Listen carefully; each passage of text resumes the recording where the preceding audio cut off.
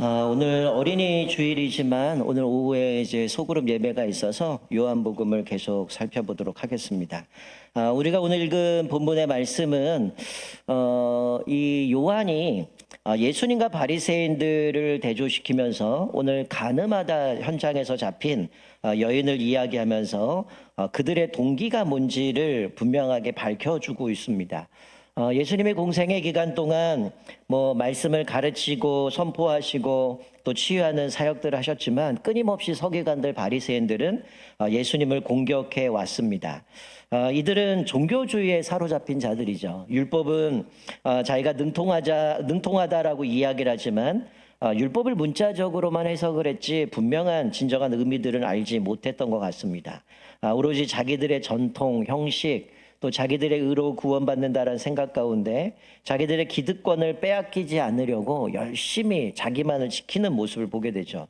자, 오늘 4절부터 6절을 보면 이렇게 말씀하죠. 예수께 말하되 선생이여 이 여자가 가늠하다 현장에서 잡혔나이다.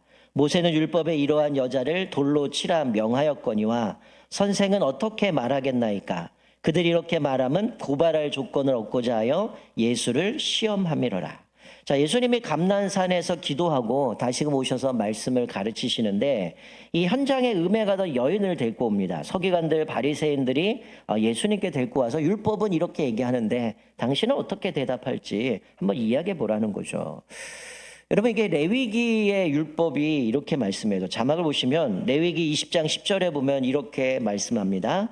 누구든지 남의 아내와 간음하는 자 곧 그의 이웃의 아내와 간음하는 자는 그의 간부와 음부를 반드시 죽일지니라.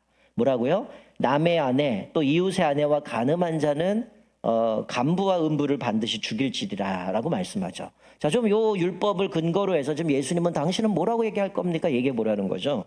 좀 우리가 몇 가지를 좀 살펴보면, 자, 첫 번째는 일단 유대인들은 고발을 하려면 증인이 두세 명이 필요했다라는 거죠. 자, 어쨌든 오늘 본문에는 그 증인이 누군지는 기록이 되고 있지는 않아요. 근데 3절에 서기관들, 바리새인들, 그리고 많은 사람들이 모여들었다라고 했을 때에 어쨌든 두세 명의 증인이 있어야 고발하는 거니까 이 서기관들, 바리새인들이 증인인지 아니면 다른 사람들의 증인인데 고발해서 데리고 왔는지 모르지만 어쨌든 증인이 있다라고 치고 일단 요건 넘어가자고요. 자, 그런데 율법대로라면 아까 본 것처럼 간부와 음부를 반드시 죽일지니라. 여러분, 간음은 혼자 합니까? 혼자 하면 짝사랑인 거잖아요. 누구를 사랑하는 거는. 근데 간음이라는 거는 쌍방이란 말이에요. 자, 아까 율법에 간부와 음부를 반드시 죽일지니라. 이거는 남자도 여자도 똑같은 범인이기 때문에 죄를 졌기 때문에 죽이란 얘기거든요. 자, 근데 오늘 본문에는 누구만 등장해요? 여인만 등장합니다. 남자는 등장하지 않아요. 그 얘기는 뭡니까? 지금 서기관들 바리새인들이 율법을 어겼다는 얘기죠. 그러니까 지금 이게 성립이 안 되는 얘기입니다. 율법대로 이렇게 돌로 쳐 죽여야 된다 그러면 남자도 데리고 가야 되는데 여자만 데리고 왔다는 거죠. 자, 세 번째로 현장범이라면 여러분, 이게 간음하는 사람들 현장범을 잡으려면 어떻게 돼요? 간음할 거 알아야 되잖아요. 갑자기 어느 날 지나가다 이놈들 간음하네 이게 발견하는 게 아니잖아요. 두세 명의 증인이 필요하려면 바로 그 자리에 두세 명이 있어야 증거가 되는 거고, 현장범이라고 하면 얘네들이 간음할 걸 알고 딱 해야 되는데 이 얘기는 불가능하다는 얘기예요. 그래서 제임스 보이스라는 분이 이렇게 얘기를 합니다. 이러한 상황 아래서는 종교 지도자들이 미리 음모를 꾸미고 증인이 될 사람을 문 앞에 또는 열쇠 구멍을 통해 목격하도록 사람을 준비시킨 것이다. 그러니까 현장범으로 잡으려면 두세 명의 증인이 이미 대기하고 있어야 되는 거고, 아니면 열쇠 구멍을 통해서 그것을 목격해야만 현장범으로 잡을 수 있다는 거예요.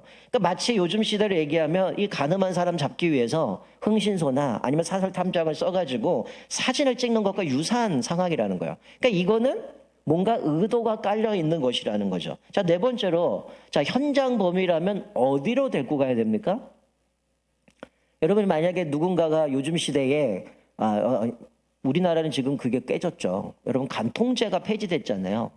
이게 어느 날부터 간통죄가 폐지돼 갖고 둘이 그냥 합의했다 그러면 끝나버리거든요.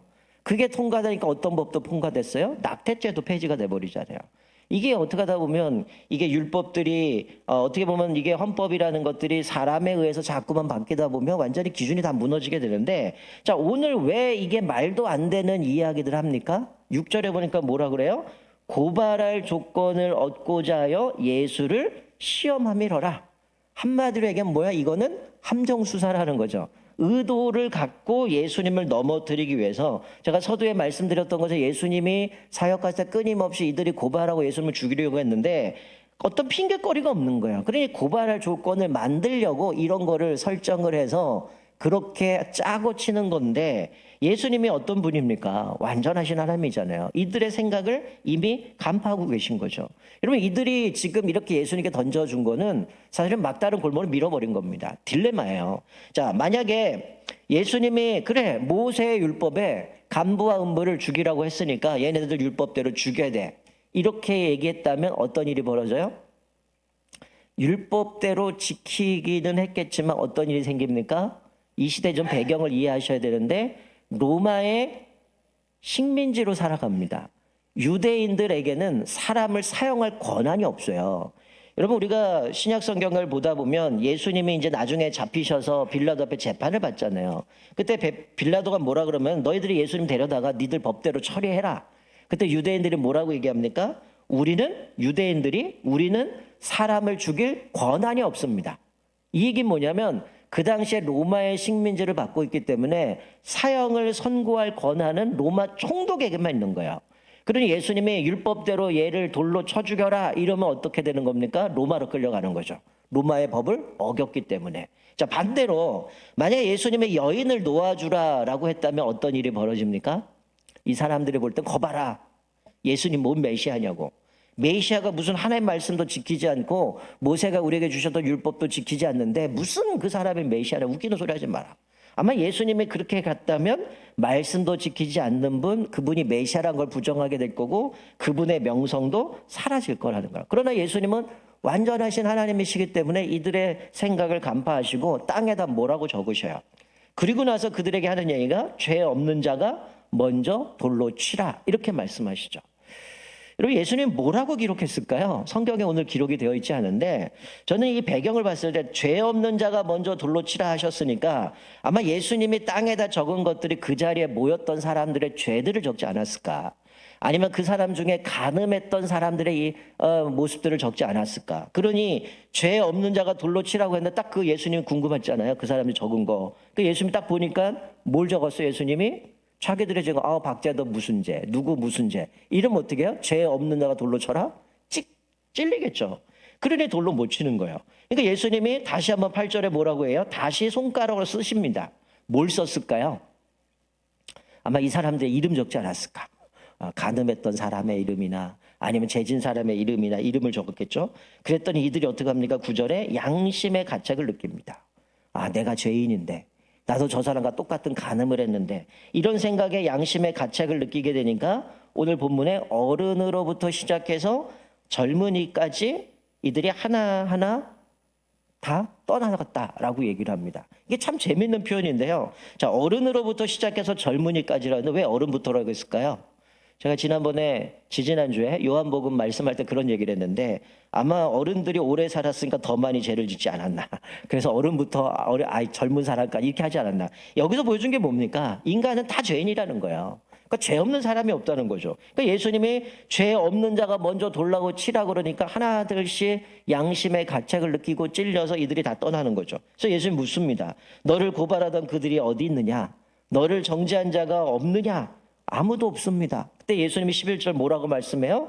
나도 너를 정죄하지 아니하노라. 다시는 죄를 짓지 말라라고 하면 그 여인을 보내줍니다. 여러분, 예수님이 이 땅에 왜 오셨습니까? 우리가 암송하는 요한복음 3장 16절, 하나님이 세상을 이처럼 사랑하사 독생자를 주셨으니 누구든지 그를 믿는 자는 멸망치 않고 영생을 얻게 하렵니다. 자, 근데 17절에 이렇게 말씀해요. 자, 자막을 보시면 하나님이 그 아들을 세상에 보내신 것은 세상을 심판하려 하심이 아니요 그로 말미암아 세상이 구원을 받게 하려 하심이라. 뭐라고요? 우리를 죄졌기 때문에 우리를 심판하러 오신 게 아니라 그 죄인을 구원하시기 위해서 오셨다는 거예요. 그러니 이 여인을 보고 뭐라고요? 심판하시는 게 아니라 정죄하지 않는다고 그를 용서해 주시면서 다시는 죄를 짓지 말라라는 거예요. 여러분, 종교 지도자는 어떻습니까? 그 율법으로 사람을 죽이려고 해요. 고발하려고 합니다. 의도적으로 이런 설정을 만들어 놓고 증인들을 배치해 놨다가 그것들을 현장에 잡아가지고 예수님은 어떡할 거냐? 죽여라. 그런 로마에 끌려갈 거고, 죽이지 마라. 그러면 또 율법 지키지 않는다고 하는 그 함정권을 넘어뜨려 가지만 예수님은 어떤 분이에요? 성경 뭐라고 하면서 율법을 완성하신 분, 율법을 온전케 하신 분이라고 말씀합니다. 예수님이 뭐라고 말씀하셨어요? 내가 행동으로 간음하지 않았을지라도 마음에 음란을 품으면 이미 간음했다. 내가 저 사람을 뭐 죽이거나 이런 것 하진 않았는데 마음으로 미워했다면 이미 살인했다라고 얘기를 해요. 예수는 오히려 이 말씀을 유대인들, 바리새인들 이렇게 너희에게 말했으나 나는 너희에게 이르노니 이러면서 그것을 다시 한번 설명해 주시면서 율법의 진정한 의미가 뭔지를 다시 한번 말씀해 주면서 율법을 어떻게 섬겨야 되는지를 말씀해 주고 있습니다. 여러분, 율법의 역할이 뭘까요? 우리 예전에 성경의 번역에서는 몽학선생이라고 얘기했어요. 지금 바뀐 우리 개역 개정에는 초등교사라고 되어 있습니다. 여러분, 이게 좀 말을 어려우니까 어느 그 프레드 브라운이라는 복음주의 신학자는 이거를 세 가지 의미로 율법을 설명해서, 첫 번째 뭐냐면, 여러분 치과 가보셨죠? 치과 가서 아 하세요 그러면 아 하면 입에 뭐가 들어가요? 치과를 안 다니시는군요. 2부 때도 아무도 대답 안 하시는데 아 하면 뭐가 들어가요? 조그만한 동그란 거울이 들어가잖아요. 막대기 달려있는 거. 마치 율법이 그 거울과 같다는 거죠. 이 거울의 역할은 뭡니까? 어떤 이빨이 충치가 있는지, 어떤 이빨이 이게 문제가 있는지 그 거울 갖고 살펴봅니다. 그러면 어떻게 해요? 아, 이빨은 지금 구멍이 났으니까 떼워야 되는구나.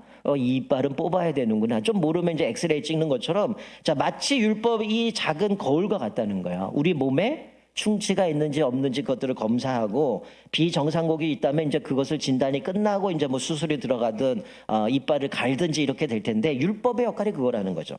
자, 두 번째는 후레시와 같다라고 얘기했어요. 집에 불이 나갔습니다. 전기가 나갔어요. 그럼 후레시를 가지고 배전함에 가겠죠? 그럼 배전함을 열어서 이게 차단기가 내려갔나? 근데 멀쩡하게 있는데도 전기가 나가면 퓨즈가 끊어졌나 이런 것을 살펴보겠죠? 그리고 나서 이게 퓨즈가 끊어지면 이제 그것들 퓨즈를 갈아서 전기를 가게 만드는 거죠. 후레시가 그 율법과 같다는 거예요. 세 번째는 건축과 관련해서 다림줄과 같다고 얘기합니다. 요즘은 워낙 좋아서 핸드폰 어플만 깔면 이게 수직이 된지 수평이 됐는지 바로 균형을 딱 정확하게 맞춰주는데, 센서가 달려 있으니까. 근데 우리가 건축할 때는 다림줄 갖고 이게 수직으로 됐는지 수평으로 됐는지 보거든요. 만약에 이 다림줄과 같이 이거로 재서 건물이 기울어졌거나 이게 좀 균형이 안 맞다면 어떻게 해요? 톱으로 뭐 자르든지 정으로 쪼든지 뭘 해갖고 균형을 맞춘다는 거죠. 마치 율법이 그거 같다는 거죠. 이빨을 보는 거울과 같고, 불이 나갔을 때 후레시와 같고, 건축할 때 다림줄과 같다는 거예요. 즉, 율법은 우리의 몸에 죄가 뭔지를 드러내는 역할을 합니다.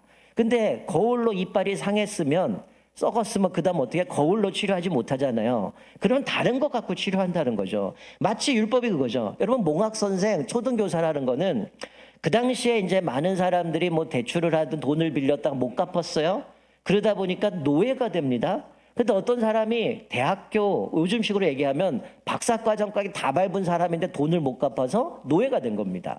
그러다 보니까 주인이 내 아이를 키워야 되는데, 이 아이가 공부해야 되는데 내 노예 중에 박사 학위가 있는 거예요. 그러니까 이 사람한테 내 아이를 맡겨서 내 아이를 교육하십시오. 그러면 그때는 이 노예가 이 아이의 스승이 되는 겁니다.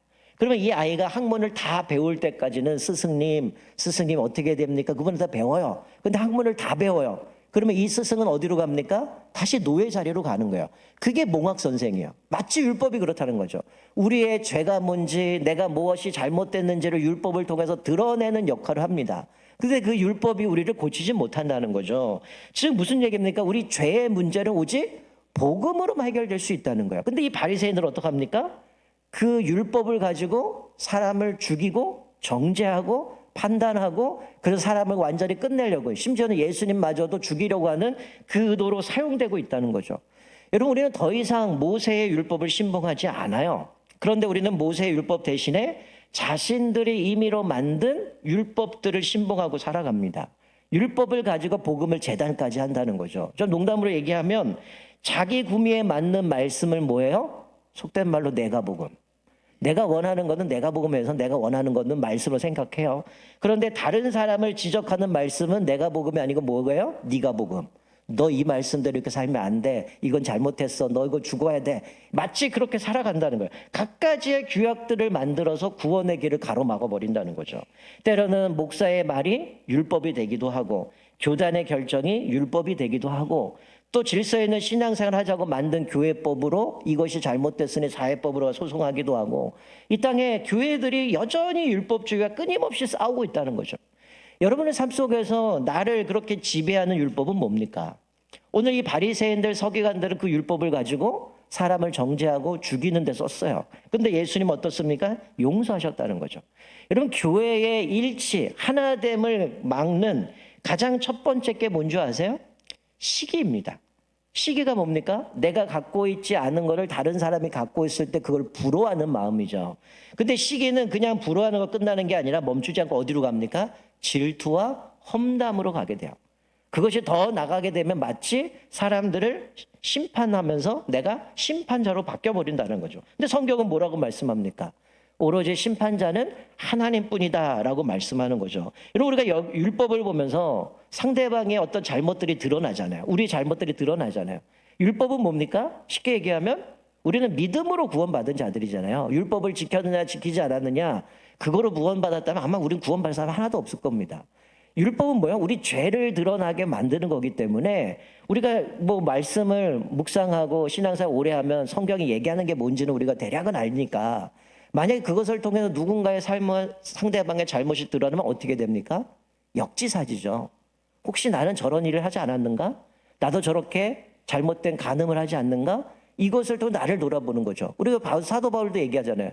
네가 비판하지 말아라. 네가 비판하고 나서 나중에 보니까 너도 똑같은 일을 하고 있다는 거죠. 예수님이 누가복음 6장 30절 이렇게 말씀합니다. 우리 같이 한번 읽을까요? 같이 한번 읽습니다. 시작.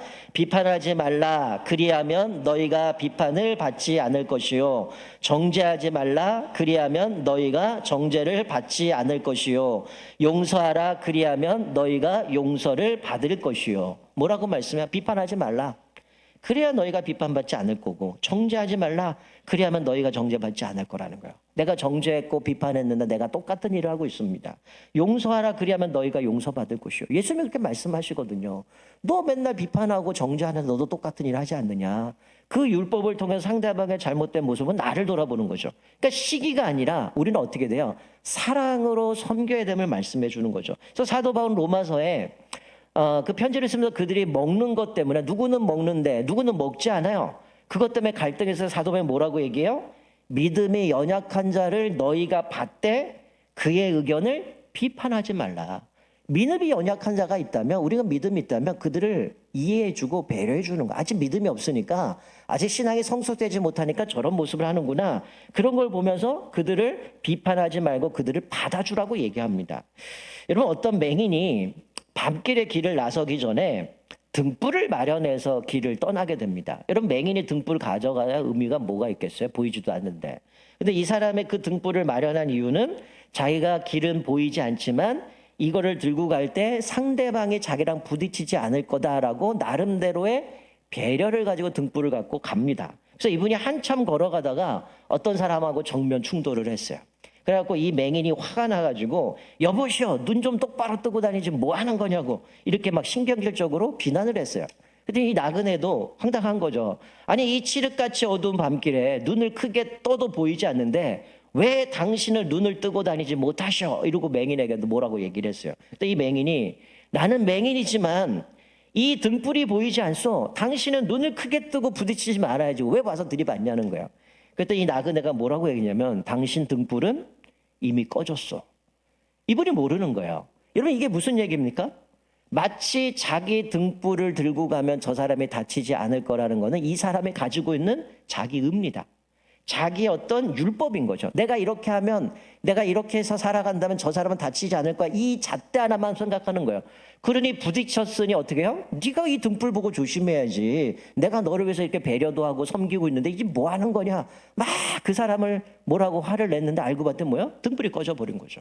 여러분 우리가 이렇게 살아갈 때가 얼마나 많습니까? 내 뜻에 맞지 않는다고 생각하면 뭐라고 얘기해요? 틀렸다라고 얘기를 해요. 다름이 아니라 틀렸다라고 얘기하죠. 만약에 내 뜻에 맞지 않는다면 틀린 게 아니라 그 사람이 다르기 때문에 그 사람은 이해할 수 있어야 되는 거예요. 만약에 부딪혔다면 내 등불이 꺼진 것은 아닌지 살펴봐야 되는 거고요. 등불이 켜져 있는데도 부딪혔다면 뭘 생각해야 돼요? 혹시 상대방이 맹인은 아닐까 생각을 해야 된다는 거예요.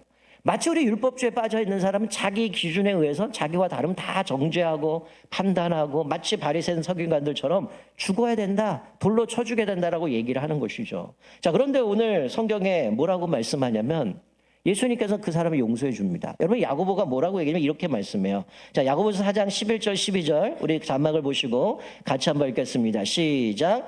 형제들아, 피차에 비방하지 말라. 형제를 비방하는 자나 형제를 판단하는 자는 곧 율법을 비방하고 율법을 판단하는 것이라. 내가 만일 율법을 판단하면 율법의 준행자가 아니요 재판자로다. 입법자와 재판자는 오직 하나이시니 능히 구원하기도 하시며 멸하기도 하시느니라. 너는 누구간데 이웃을 판단하느냐. 야고보는 그렇게 분명히 얘기합니다. 비방하지 말라는 거예요. 네가 누군데 비방하고 네가 율법의 재판자니냐는 거죠. 우리는 율법을 준행하는 사람, 지켜가야 되는 사람이지만 그 율법을 가지고 사람을 비판하고 그걸 심판하고 하는 것은 우리가 아니라 오직 하나님이라는 것이죠. 여러분, 성경의 제자의 표식이 뭡니까? 사랑이라고 얘기합니다. 성경은 너희가 서로 사랑하면 이로써 모든 사람이 내 제자인 줄 알리라. 여러분, 우리 그리스도인들이 살아감에 있어서 우리는 비판하고 판단하고 정죄하는 사람이 아니에요. 예수님의 제자라면 사랑으로 섬겨야 되는 겁니다. 사도 바울도 에베소교회 편지를 쓰면서 모든 겸손과 온유로 하고 오래 참으로 사랑 가운데 서로 용납하고 라고 말씀합니다. 우리가 믿음이 있는 사람은 연약한 자를 돌봐줘야 되고 섬겨야 되고 그들을 배려하고 겸손과 온유로 오래 참음으로 사랑 가운데 서로 용납하라라고 말씀해 주고 있는 거죠. 여러분, 교회가 성숙하기 위해서는 뭐 해야 됩니까? 비난하지 말고 서로 사랑해야 되는 거죠. 시기가 아니라 사랑으로 섬겨야 된다는 거예요. 그럴 때 교회가 건강한 공동체, 사랑의 공동체로 세워갈 수 있다는 거죠. 연약한 자를 위해서 기도해야 되고 또 바나바처럼 그들을 세워주고 섬기는 모습으로 살아가기를 주님으로 축원드립니다. 여러분, 제가 가끔 우리 급발진할 때가 있어요. 좀 성격이 급한가 봐요. 그래갖고 이제 한 번은 가정 예배를 드리다가 아이들하고 이 얘기를 하고 저 얘기를 하다가 결론이 뭐냐? 아빠는 말하기 전에 3초 생각하고 얘기해. 이게 결론이었어요. 그래서 가정 예배를 드리고 나서 제가 결론 내린 거는 말하기 전에 3초 생각하고 말하자 이렇게 했는데, 여러분, 오늘 어린이 주일이잖아요. 아마 어린이 주일이면 대부분의 목사님들이 본문 잡는 게 예수님 앞에 아이들을 데려왔는데 제자들이 막는 것은 아이들이 내게 오는 걸 막지 말아라. 그 본문이거나 아니면 아이들처럼 겸손해야 되고 순종적이어야 하고 하나님 사랑해야 되고 아마 이 본문을 이야기를 할 거예요. 근데 오늘 이 말씀을 보면서 우리가 묵상해야 될 것은 뭐냐면, 여러분, 어떻게 보면 가족은 편안합니다. 우리 가끔 아이를 임신하면 어느 순간부터 새로운 게 생겨가지고 아빠들이 아기 배에다가 아기와 대화하는 청진기가 있어요. 그래서 배에다 대고 아빠가 얘기하면 아이가 듣는다는 거죠. 근데 막상 아이가 태어나면 어떻게 자기 하고 싶은 얘기를 다 합니다.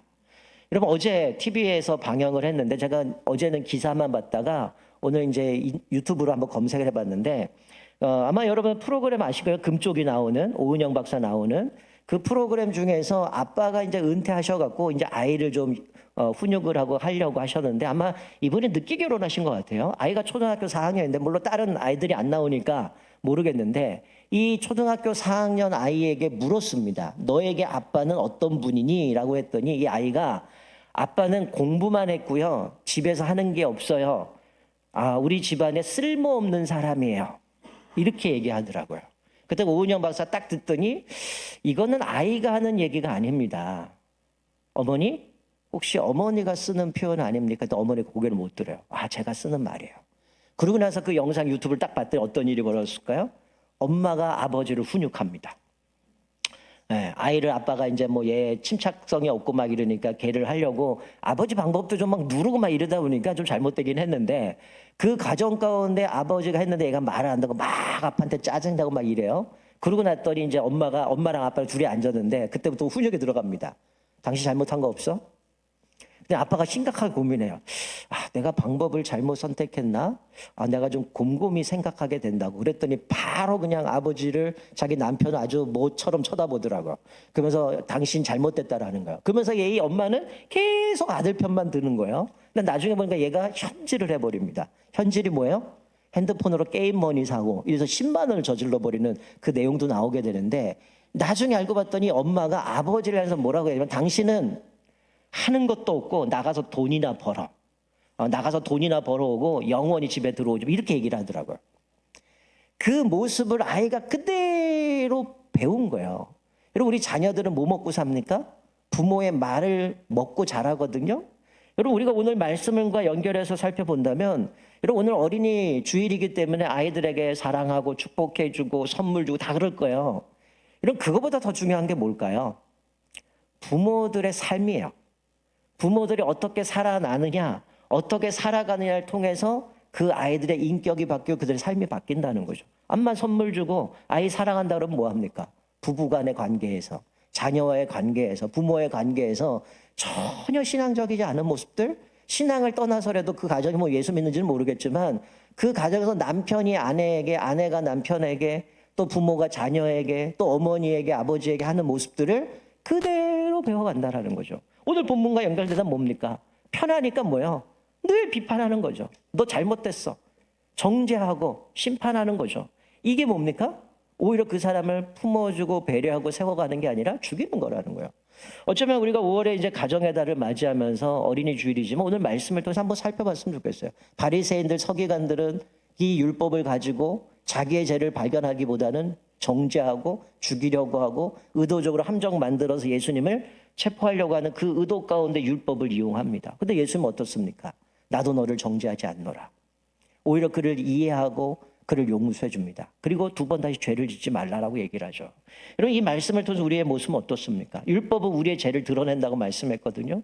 여러분, 오늘 우리의 말씀을 통해서 우리는 어때요? 혹시 우리들이 그렇게 정죄하고 있지 않습니까? 교회에서 성도들 향해서 정죄하고, 저 사람은 마치 율법에 있는 거죠. 이렇게 하니까 이거 하면 안 되고, 또 가정에서 남편을 보고 아내를 보고 자녀를 보고 이건 잘못됐고 이건 옳고, 우리가 그러고 있지 않습니까? 사실 우리가 건강한 가정이 되기 위해서는 뭐 해야 돼요? 사랑해줘야 되고요, 이해해줘야 되고요, 배려해줘야 되고요, 그 서로 그 가운데 기도하며 나가야 된다라는 거죠.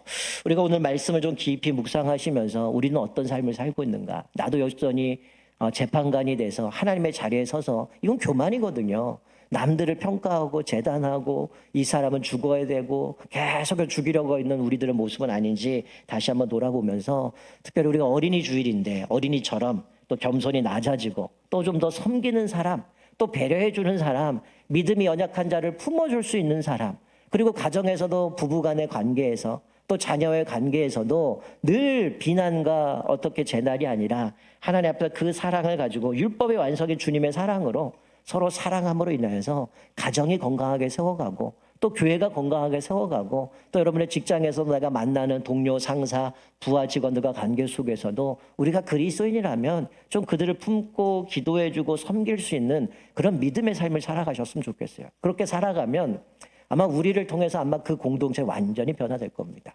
서로 이해하고 배려하고 섬겨줌을 통해서 우리가 오히려 더 축복하고 갈 수 있는 거죠. 우리가 바울과 바나바, 제가 지난주 목요일 날 사도행전을 마무리했는데, 여러분 바울과 바나바 보세요. 바울이 뛰어난 사람이지, 처음에 바나바가 이름이 먼저 나오다가 어느 시점에 리더십이 바뀝니다. 바나바는 사라져버려요. 그리고 바울만 계속 앞에 이름이 등장하고 그의 리더십이 세워집니다. 이런 거 쉬운 일 아닙니다.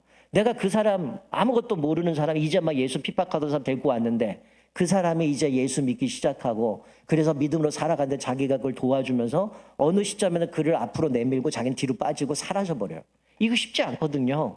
바나바는 나름대로 그 교회 안에 명성이 있잖아요. 자리 잡은 사람이죠. 근데 바울을 위해서 희생하고 아무도 그를 받아주지 않을 때 그가 받아주고 인정해주고 세워줬을 때 사도 바울 같은 믿음의 사람이 세워지니까 어떡합니까? 1차, 2차, 3차 전도여행을 통해서 놀랍도록 복음을 전하게 되고 교회들이 세워져 가고, 그 놀라운 은혜에 혜택을 우리가 지금 받고 있는 건 아니겠어요. 다시 한번 우리가 생각하면서 우리가 좀 그런 역할들이 있으면 좋겠어요. 위에서 기도하고 배려하고 섬겨주고 시기가 아니라 사랑으로 또 그들을 정죄가 아니라 그들을 품고 기도함으로 인하여서 우리들의 인생을 통해서 내가 만나는 모든 사람들을 온전하게 세워주고 또 섬기는 저와 여러분 되시기를 주님의 이름으로 축원드립니다. 아멘. 이제 우리